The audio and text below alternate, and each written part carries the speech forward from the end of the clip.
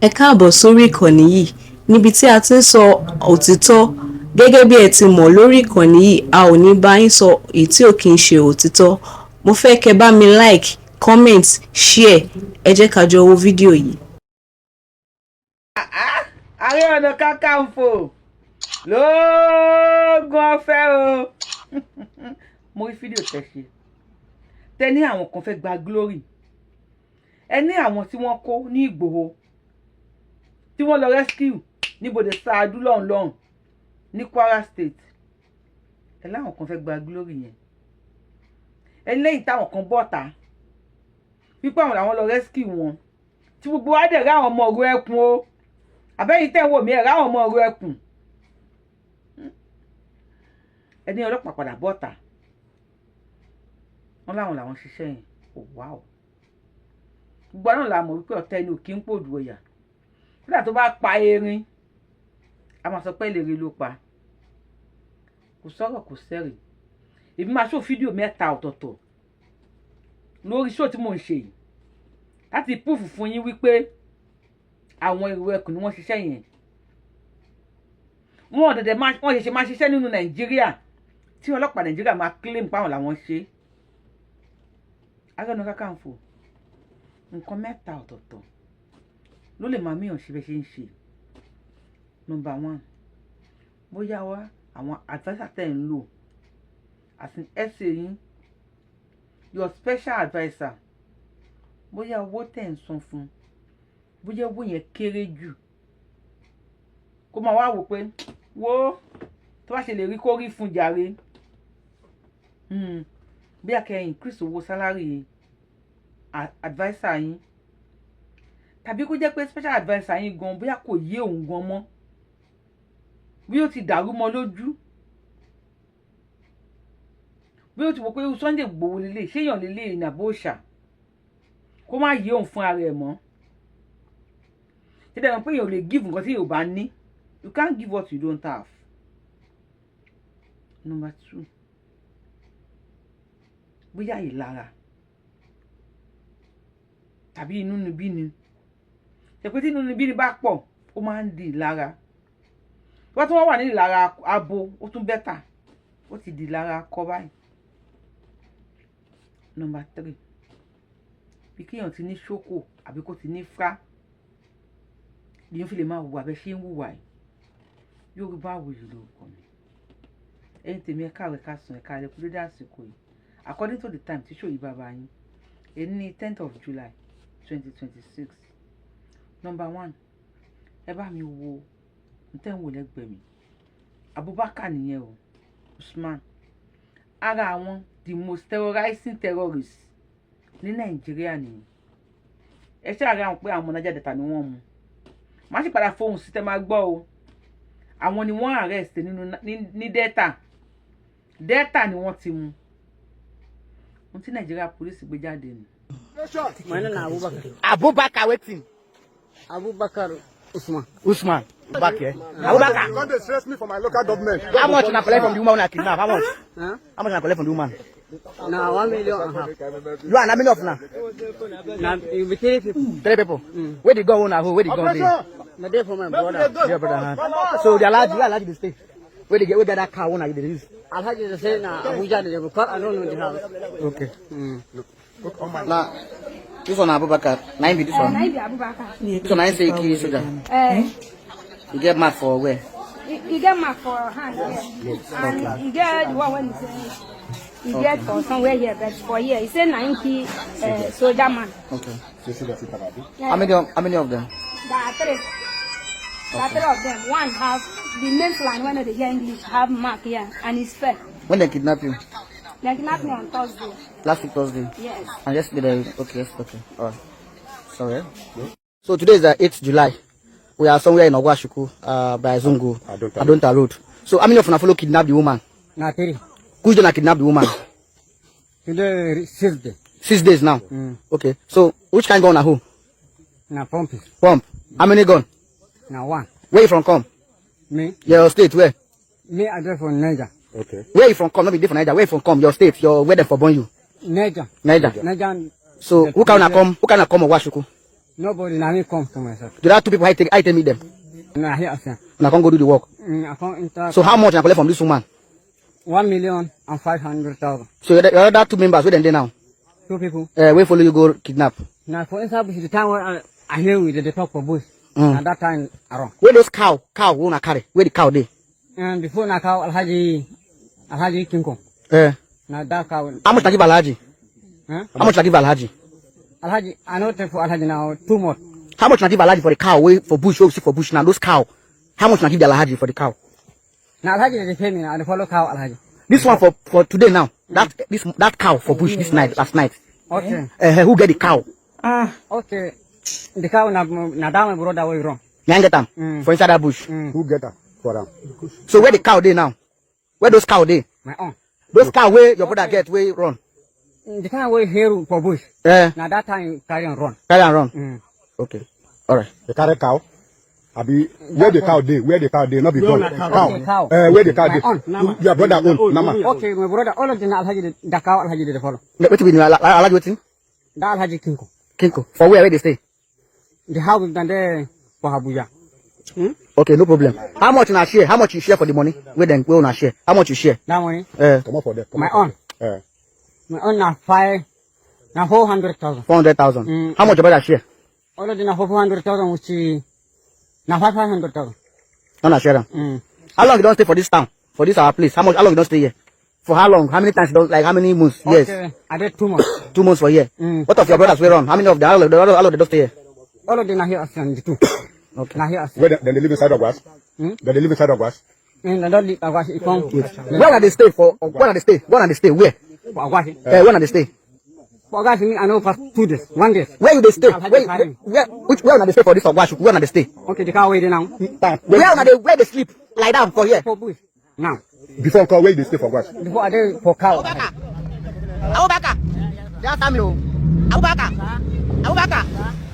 Where you from? You come here again? You come here again? No.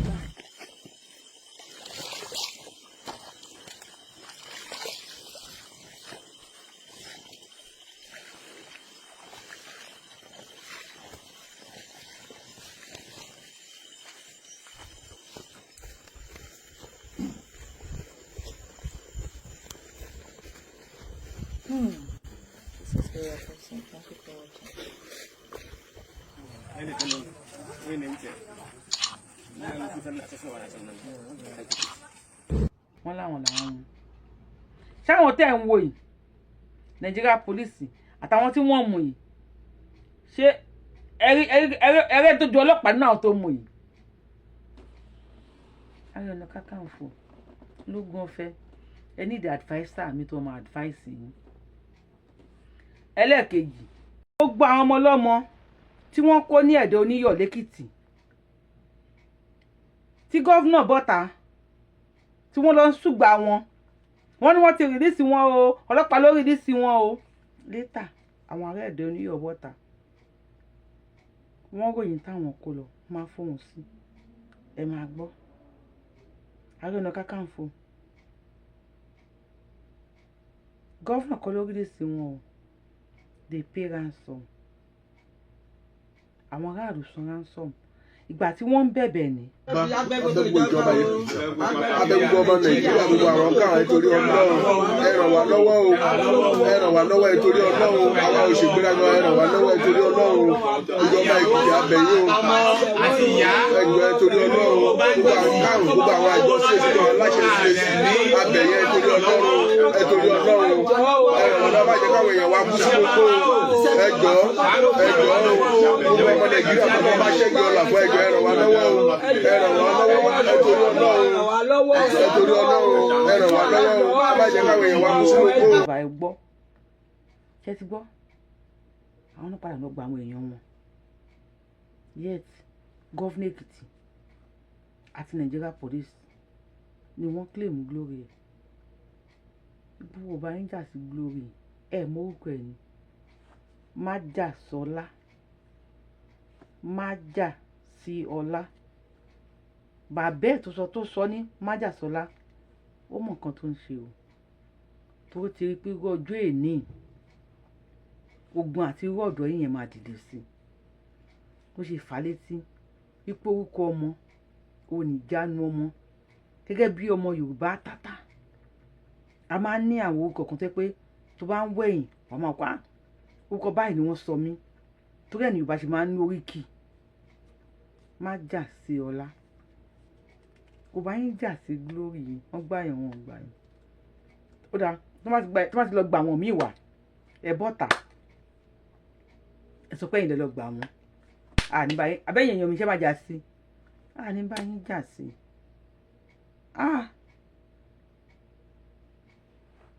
tẹ bá ń gbọ́ ogun má jà o gómìnà Èkìtì tó lọ síbẹ̀ tí news gbé o àwọn ọlọ́pàá ti rescue wọn o wọ́n ti ṣe gbá o wọ́n ti ṣàwo àwọn náà bọ́tà yìí.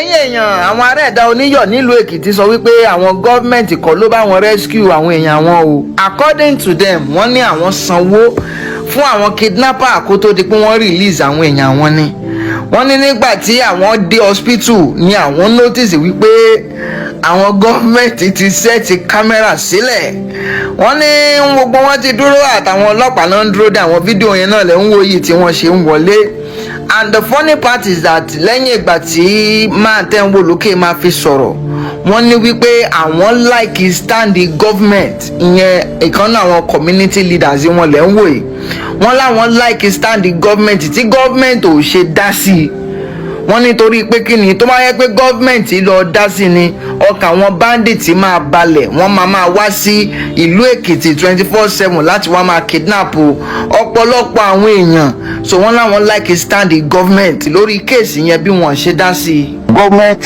is not responding to our coming. Honestly speaking, I for one, the position of government, I love it because if the government will come in, then every week they will be coming to continue to kidnap people. We pray, we fasted, and God answer our prayer to redeem them, the stone heart of the kidnappers. God Almighty to turn it so that whenever to release these people, and because the money they were expecting from us, there's no how that we could see it.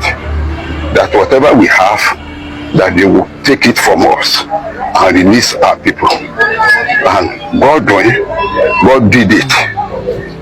You know, melted their heart. And the one we have, they accepted it with bags of rice. Bags.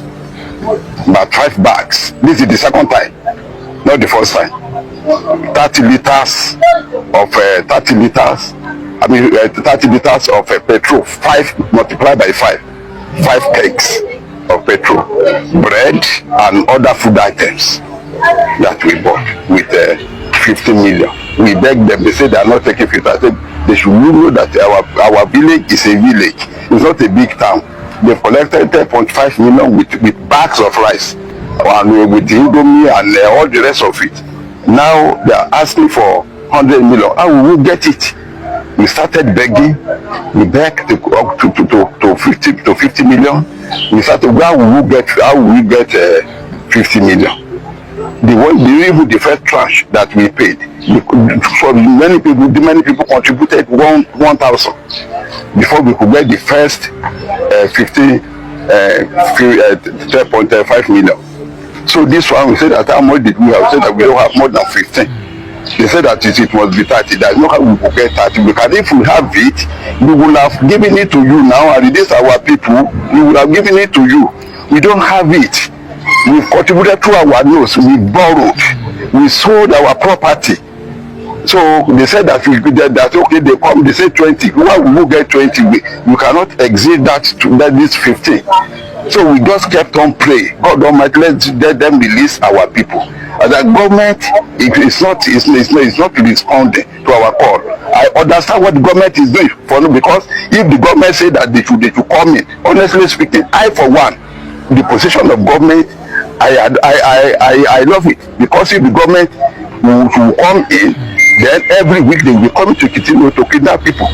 I say government is not responding. We are the one we can contribute and what we can borrow within the town. That is not even another town. Within the town. That is what we have. We don't have more than 15. And they say that after with all said and done, when they knew that government is not contributing, that the contribution is from a Dauniyo indigent, they said that okay, we should bring it, but we must include 5 bags of rice and 30 liters of fuel. 50 liters now? Yes, and with bread, with Gumi, with Coke, and all the rest of it. They collected it, and our people, they suffered before they could get them. They traveled day before yesterday. They left 2 minutes after 3 because I'm part of it. I'm the national president of the Apex Union of the town, the Progressive Union, and good enough, I was a commissioner, once a state commissioner about 90 years ago. So these are the things, and we thank God. Where were they released? You say where? They said that is the first of all said Egbe. Before Egbe, they went to put the name the place. I cannot even remove the name. I don't know the name of the town now. It's after Egbe. It's in Kogi State. But those people that went, 3 of them went. So they are the one that know the name of where they collected them. Because the first of all said that they should go be looking for machine, the motorcycle. How will put all these loads that we said we should buy on machine? It's not possible. So good enough, one of our town people understand the Hausa, the one that is speaking Hausa with them. There's no if we come with machine, we have up to 5 or 4 machines. Motorcycle, so that we can't get motorcycle. It's only vehicle where vehicle can reach. ẹ̀yin èèyàn òun lẹ ti gbọ́ yẹn. According to the man, wọ́n ní àwọn contribute a lot of money. Wọ́n náà wọ́n kọ́ dá 10.5 kan, gbàdọ̀ tó yá àwọn tún dá another 15. So ẹja calculate it together. So after then, àwọn lọ san fún wọn, wọ́n láwọn kan ló gbé lọ sínú igbó tán dẹ̀ fi lọ san fún wọn, then they release their people nígbà tán ti rí pé government ò wà involve. Òun náà ló Fatima yẹn fi sọ wípé àwọn like the way tí government ò ṣe dá sí torí pé káwọn kidnapper yẹn má máa wá 24/7. Now this is what most Dauniyo people are now getting angry for. Wípé kí ló dé tó yẹ kí gbà táwọn release àwọn èèyàn àwọn òun ni government wáyé ṣe wá bẹ̀rẹ̀ sí ní wá pẹ̀lú àwọn ọlọ́pàá táwọn ń set kámẹ́rà táwọn ń ṣe bí ẹni wípé àwọn làwọn rescue àwọn tí wọ́n kidnap o. Ẹ̀yin èèyàn, ibi tí ọ̀rọ̀ dé nìyẹn. I hope I have been able to clarify it because àwọn ará Dauniyo wọ́n ṣàfẹ́ jẹ́ káwọn èèyàn mọ̀ wípé gọ́ọ̀mẹ̀ntì ò dá sí o, àwọn gangan làwọn rescue àwọn èèyàn wọn fúnra wọn. wọ́n sọ̀mù fi gba àwọn èèyàn wọn kalẹ̀ ni wọ́n lọ́pàá àwọn báwọn ṣe gbà wọ́n kalẹ̀. bet kí n tó proceed jẹ́ kí mo kọ́kọ́ bá yín sọ̀rọ̀ nù ẹ gbọ́rọ̀ lẹ́nu ọmọ. ẹ káàárọ̀ mo kẹ́yìn brọ́dà mi, mo kẹ́yìn sísítà mi, mo kí gbogbo ẹ̀yin bàbá mi, mo kẹ́yìn ìyá mi, mo dẹ̀ kí gbogbo ọmọ Yorùbá pátá. Ẹ jọ̀ọ́, mo ní ìbéèrè kan tí mo fẹ́ béèrè o. Ta ni personal adviser àwọn OPC? Ta ni personal adviser àwọn OPC? Because ká ní mo mọ personal adviser àwọn OPC ni ó yẹ kéèyàn mi ò rò bóyá àwọn OPC ní adviser.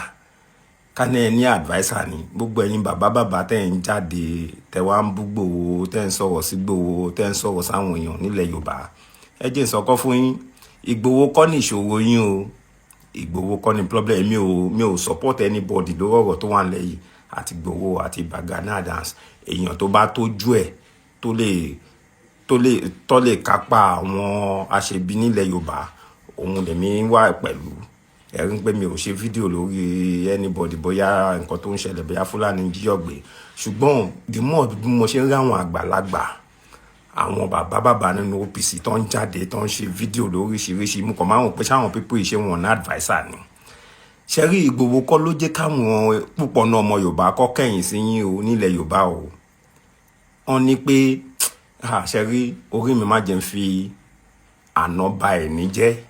Nǹkan tẹ́yìn OPC ti ṣe sẹ́yìn òun ló ń kó bá yín nísìn. Mi ò lè parọ́ fún yín, kò sí ọmọ Yorùbá tàtà tó bí dáadáa nílẹ̀ Yorùbá tó lè gba àtẹ̀yìn OPC. Mi ò lè parọ́ fún yín, kò ń ṣègbòho ṣe ò bóyá ogun tó wà lẹ́yìn nísìn ṣe ò bóun ẹ ò bóyá ogun gbòho òun làwọn èèyàn ń bá yín jà nínú ogun nǹkan tẹ́ ti ṣe sẹ́yìn ni ṣé ẹ mọ̀ nǹkan tẹ́yìn náà ti ṣe sẹ́yìn ni àsìkò tó yẹ kẹ́ wá tún wọ ara yín ṣe kẹ́ tó orúkọ ara yín ṣe àsìkò yẹn lẹ́ wà yìí ẹ kọ̀ wá ń jáde ẹ kọ̀ wá ń wíru ẹ wá ń wíru ẹ̀yin tó yẹ pé ṣé ẹ mọ̀ nǹkan tẹ́ ti ṣe ni gbogbo àtàwà àwa igan gbogbo àtàwà ní school táwà ní secondary school a lè ka iye ọ̀rẹ́ wa tẹ́ pa a lè ka iye àwọn classmates wa tẹ́ pa tó jẹ́ pé ọkọ́ta lèmi ti lọ school Mushin Boys High School mo lọ Mushin Boys High School tó yẹ pé a máa wà ní school báyìí àwọn OPC kọ́ máa ya dé nígbà àwọn OPC tútù bẹ̀rẹ̀ lágọ̀ọ́ àwọn OPC gbogbo àwọn ọmọ school máa ya síta wọn máa bẹ̀rẹ̀ sí ní sá lọ́lé ká tó mọ̀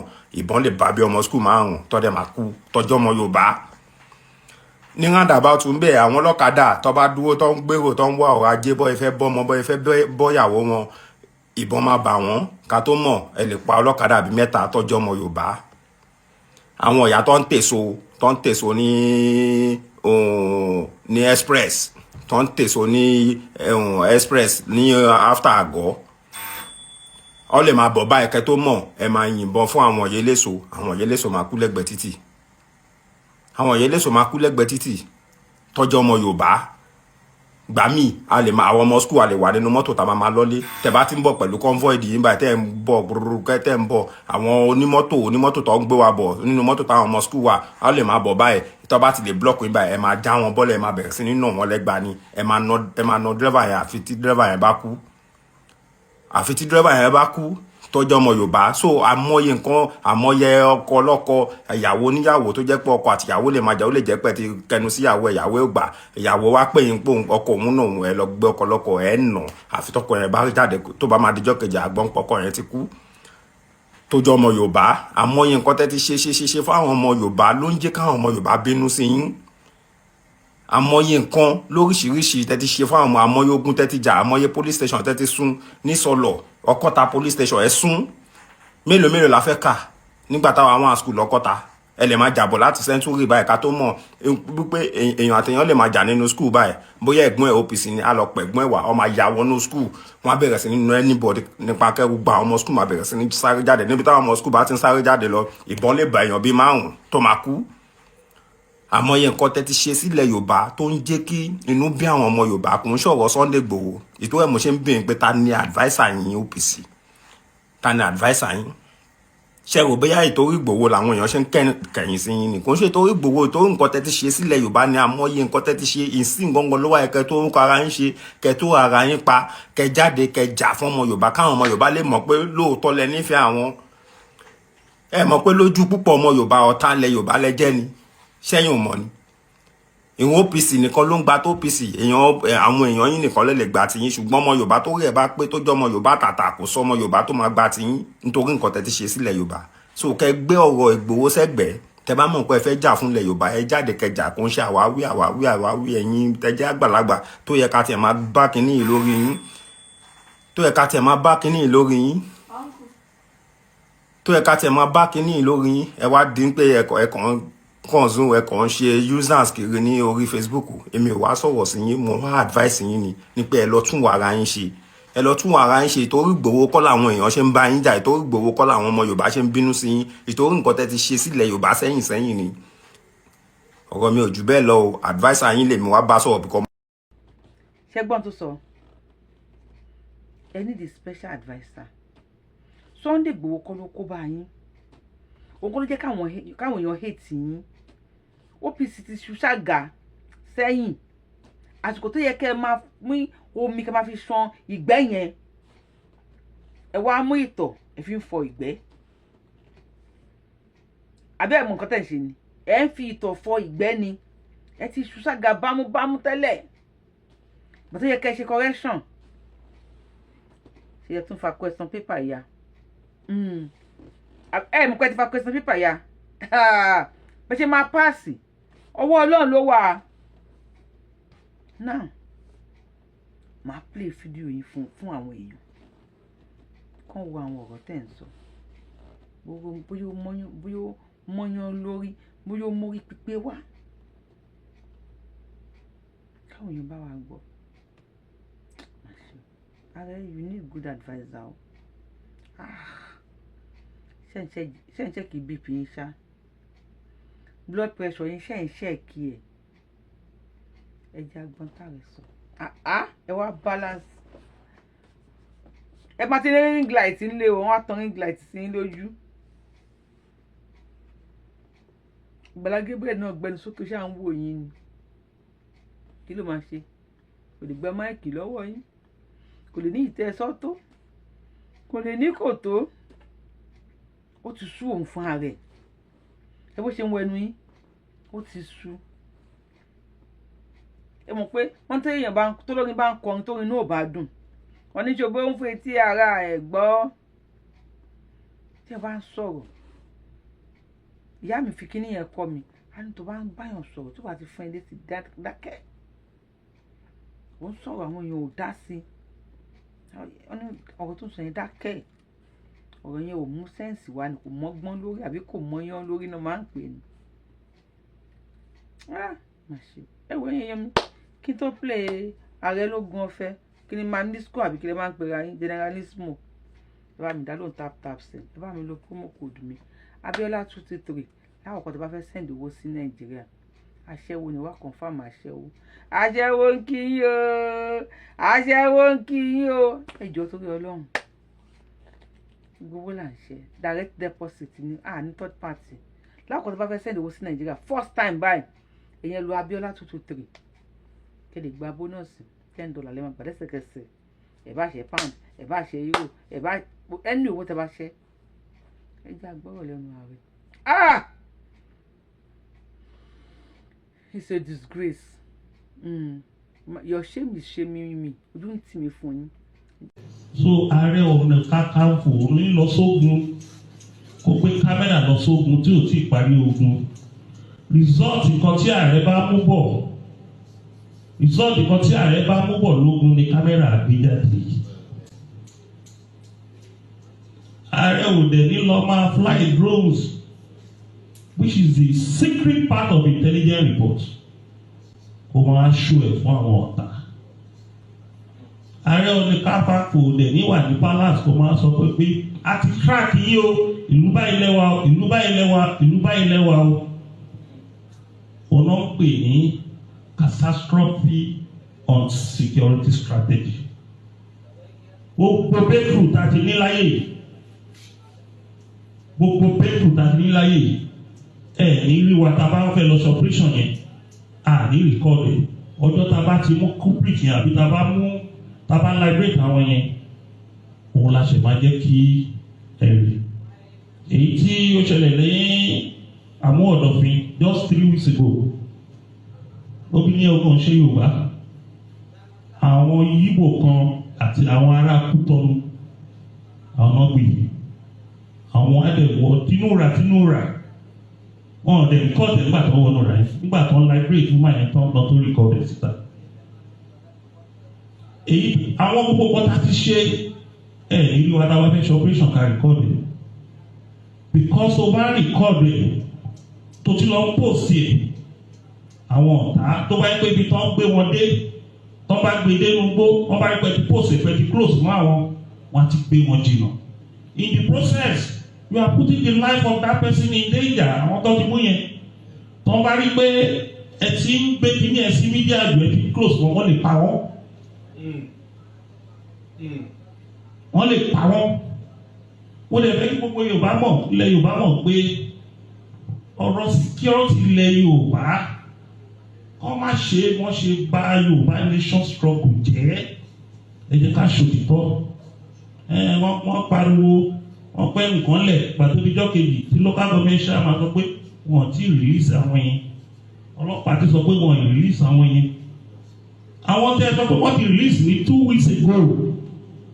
Òun ọlọ́pàá ṣẹ̀ wá sọ pé àwọn làwọn release wọn o. Ibodè Sáádú, mo ní tí kò ṣe dáadọ́ Sáádú wà tó ìjìnà sí gbòòtó. Ibodè Sáádú làwọn ti lọ dislodge àwọn terrorists yẹn táwọn fi gbà wọ́n jáde. O sínú gbogbo ya fọ́tò, o record bó ṣe ń gbé jáde. A lè máa tọ́ra wa lórí ààbò ilẹ̀ Yorùbá. Nǹkan tẹ́lẹ̀ ò dẹ̀ fi ń tọ́ra mi jẹ ni pé èyí tí bá lè ṣe díẹ̀díẹ̀ máa ṣe. but tá a bá fẹ́ ṣiṣẹ́ tá a bá fẹ́ kó tọ́ ni pé kí gbogbo àwọn ẹgbẹ́ tó wà lábẹ́ wa ká ṣiṣẹ́ pẹ̀lú ìjọba ó ní collaboration. Èkejì tí àwọn gómìnà bá gbà mo ń kọ́ ọ̀fù state police mo ti ń kọ́ ọ̀fù state police nísìn ó ti lé ní more than 20 something years mo ti ń kọ́ ọ̀fù kí ìjọba ṣe state police on the structure. Ṣèbí state police yẹn ní National Assembly ti ṣe báyìí wọ́n ń ṣe díìlì ẹ̀ lọ́wọ́ ní gbogbo 36 states lọ́wọ́ báyìí kí president buwọ́ sí ní president bá di buwọ́ sí tí state police bá di wá ní tọ́ra wa jẹ mọ́ ọpọlọ lẹ́yìn fi ń jagun ìdẹ́gbẹ́ gbogbo pé kárí mi àmọ̀tẹ́yìn bá tí ọ́fíìsì bá fẹ́ wọ kó lókè ògùn àárín kó less than 2 to 3,000 people wọ́ bẹ̀yìn olórí ogun bá fẹ́ jagun mo gbọ́dọ̀ agree pẹ̀lú kábíyèsí aláàbí mo gbọ́dọ̀ bá ọba Ọọ̀ni of Ifẹ̀ sọ̀rọ̀ mo gbọ́dọ̀ bá àwọn aláṣẹ sọ̀rọ̀ kí tó wọ́n dà ọmọ ogun ilẹ̀ Yorùbá la pè é kí wá lọ kó 2,000 3,000 people wọnú igbó òkè òru tí gómìnà Mákindé ò fọwọ́ sí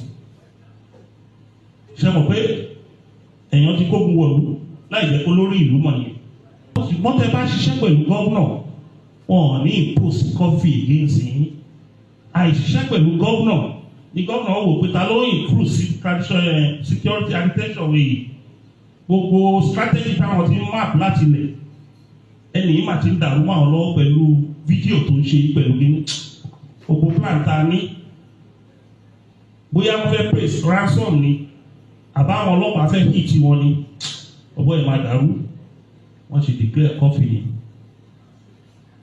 experience ni a ti mọ̀ pé ìjọba á ṣe owó ẹ̀ fún ẹ tó bá collaborate pẹ̀lú torí tó bá lọ gba ṣáì mọ́ ìjọba lọ́wọ́ àwọn aráàlú á máa pariwo pé kán resign if an individual organization bá ti ń ṣe iṣẹ́ security kí ló ń gbowó kí ló ń gba location fún kí làwọn sọ́yìn yẹn fún kí ló campaign fún so rival wà láàrin èèyàn àtijọba tó bá collaborate pẹ̀lú o fẹ́ fún yín ní good example tí ẹ̀yọ́ bá jẹ́ landlord nulẹ̀ tó ẹ kò lónìí nílé ìwọ ló gba gate man ìwọ ló gba chef ẹnìkan wá ní òun fẹ́ wọnú ilé ẹ òun fẹ́ ṣọ́nú ilé ẹ láì gbàṣẹ lọ́wọ́ ẹ ló má gbà fún kò possible báwo àwọn ẹlòmíì tó sọ̀rọ̀ ní social media máa ní tó rí àwọn ilé ìpèsà oyè Ààrẹ Ọ̀nà Kakanfò máa ń ṣe oyè kékeré tí máa lọ gùn sọ́wọ́ ìjọba tí mi ò ní bá ìjọba sọ̀rọ̀ tí màá lọ place wọn lọ́wọ́ tó wá fi mí gba star mi ò dé ọwọ́ tí mo wà yìí nítorí mi ò ń ṣe ọ̀rẹ́ ìjọba tó wà lórí oyè àṣọ rẹ̀ wọn ò fẹ́ ń lò ló dání ẹni tó ń fò káàkiri ọ̀rẹ́ ìjọba ni lọ́wọ́ gbogbo ẹ̀mọ́ mọ́ ẹnìkan wá sọ pé ààrẹ ń wá agbádá Ààrẹ Ọ̀nà Kakanfò wo ló mọ̀ láti 1964 tí ò wà agbádá níbo lè ẹsẹ̀ Lakítọ́lá ń lọ tí ò wọ agbádá níbo ni MKO bá ń lọ tí ò wọ agbádá àbí kó wọ súùtù ta lè mi fẹ́ fi jọ tí máa máa wọ ṣòkòtò pé ààrẹ ò kò sí ìran ààrẹ tó máa ń jó lòṣì àbí ààrẹ látòòṣà 1860 to 1886 tẹ bá mọye ilẹ̀ tí ààrẹ látòòṣà ní nìbàdàn ó kọjá bẹ́ẹ̀ about 2 to 3% of the entire Ìbàdàn ààrẹ látòòṣà ló ní ọlọ́lá ni gbogbo ẹni tó bá ń jẹ ààrẹ nígbà tí bí owó ẹ ṣe gbilẹ̀. tí ká play ààrẹ ni ẹ̀ráyé lòdì ẹgbọ́n tààrẹ sọ kí lè rí sọ sí advice wo lè rí fún ààrẹ ẹ fún ọ advice tí wọn sanwó fún ní comment section tó yẹ pé advice 1 million lè lè fún wọn bá mi fún wọn comment section somebody need to send this video to Ààrẹ Ọ̀nà Kakanfò jùgbà mi tí o Ààrẹ Ọ̀nà Kakanfò of Yorùbá land náà ni Yorubawuyi lórúkọ mi. Yorubawuyi ni mò ń jẹ́. If you are coming across my page for the first time, I am the one and only Akalolo of Yoruba land. Adáwọn ilẹ̀ Yorùbá, ọmọ tó jọ ọmọ lọ, eléyìí tí ò pé méjì, àbẹ̀nimọ̀ tí ò ṣe pààrọ̀, tó máa pààrọ̀ tiwa. Ó máa déwájú federal government. Tó máa sign ẹ̀, ó máa déwájú Olódùmarè. Èèyàn kí wọ́n lọ́nà lọ́fẹ̀ẹ́, ó lè kú bí 99 times yes. Tó bá padà wá sáyé, kó wá di Mètúsélà. See you on my next show and bye for now. Ẹ lè bá ṣe yẹ fẹ́ sún sókè, ó yẹ sún kí n rí yín. Ẹ sún náà, ẹ ti like show, ẹ ti tó ń pọ̀ lórí ẹ̀, ẹ ti like ẹ̀, ẹ ti comment, ẹ ti share ẹ̀. I'm going to see some other time. Bye for now.